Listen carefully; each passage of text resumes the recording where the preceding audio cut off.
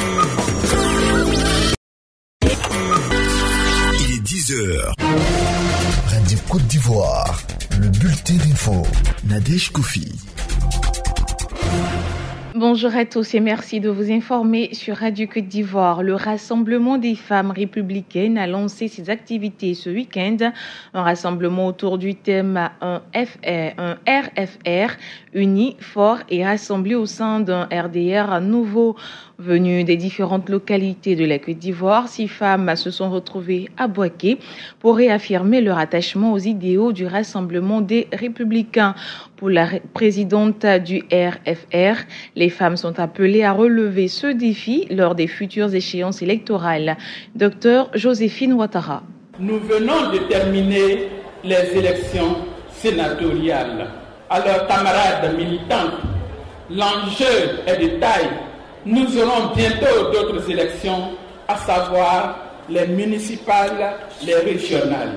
Pour cela, nous vous exhortons à mettre à jour vos pièces d'identité en vue de l'enrôlement sur la liste électorale.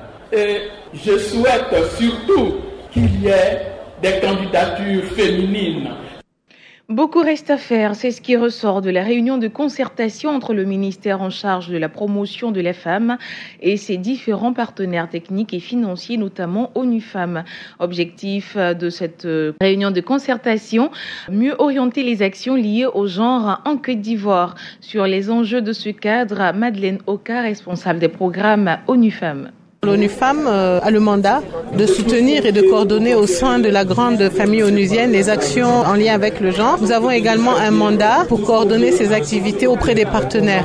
Donc avoir un tel cadre de concertation pour nous c'est un cadre idéal justement pour assurer synergie, complémentarité, alignement. Parce qu'au-delà des intentions, il faut des choses concrètes, y compris des budgets. Donc la question des violences basées sur le genre, de la mortalité maternelle, la question de la participation des femmes aux prises de décision et les concertations, les allocations de ressources, toutes ces priorités qui ont été présentées par le ministère sont des priorités que nous, les partenaires, allons considérer comme des orientations pour nos actions à venir.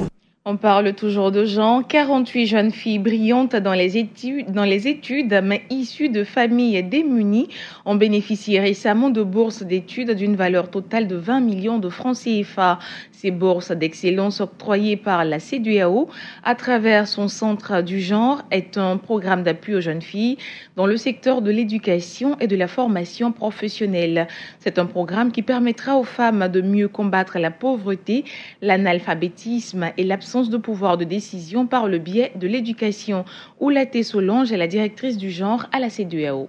L'éducation renforce socialement et économiquement le pouvoir de la femme, car lui permettant d'acquérir des connaissances et des compétences et participe de façon plus ample au développement de sa communauté et de son pays. En particulier, nous savons qu'en nous attachant à assurer la promotion de l'éducation des filles et de la formation des femmes, nous devons nous attaquer aux disparités de genre qui affectent le secteur de l'éducation. En vérité, il nous faut vaincre maintes préjugés pour venir à bout de l'injustice dont souffrent les femmes et les filles et ainsi débarrasser la société d'un sérieux handicap pour son développement. Nous en attendons qu'il favorise l'accès équitable des filles et de quelques garçons à l'éducation et à la formation professionnelle. Pour que le combat soit couronné de succès, il doit aussi être celui des parents d'élèves.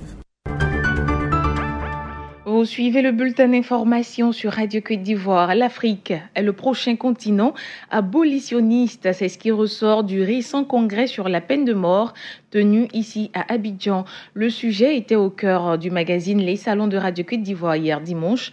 Les membres de la FIACAT, la Fédération internationale de l'action chrétienne pour l'abolition de la torture et la peine de mort, étaient les invités sur le plateau.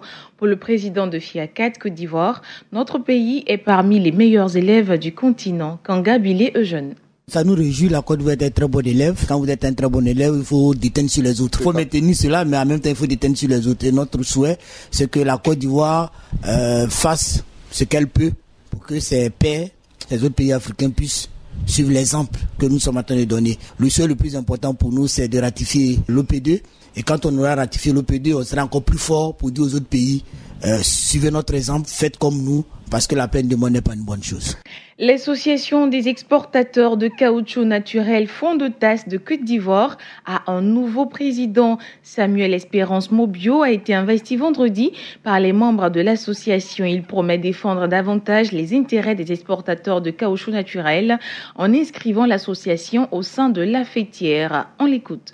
C'est de faire en sorte que nous puissions avoir un siège au niveau du conseil parmi l'ULEVA qui est en train d'être mis en place. Dès que nous serons installés, nous aurons notre place dans ce conseil parmi l'ULEVA. En ce moment, nous pourrons poser les problèmes concernant notre corporation au sein de ce conseil. Il faut que la tasse du FICA qui est aujourd'hui à 6 francs le kilogramme puisse être baissée jusqu'à 3 francs le kilogramme pour nous permettre de faire une activité qui puisse être concurrentielle et rentable. Aujourd'hui, quand nous regardons le gap, nous avons pratiquement 80 000 tonnes, près de 40% de la production nationale qui ne peut pas être transformée. C'est cette différence-là que nous récupérons avec les planteurs et que nous essayons de trouver un marché à l'extérieur.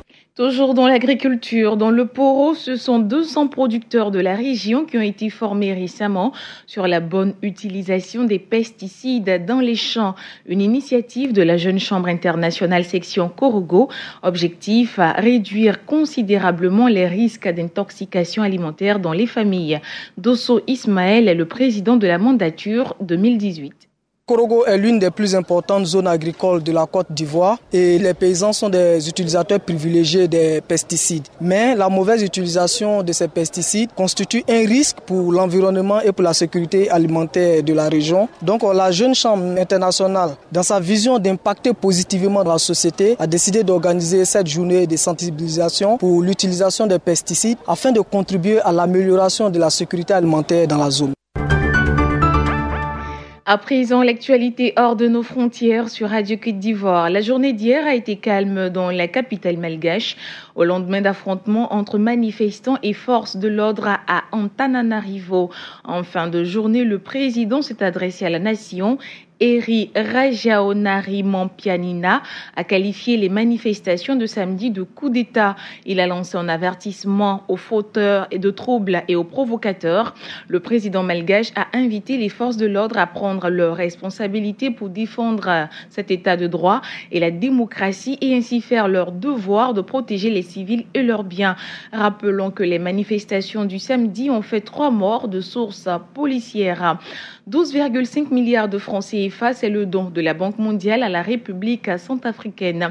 Un montant qui vise à soutenir les réformes économiques du pays.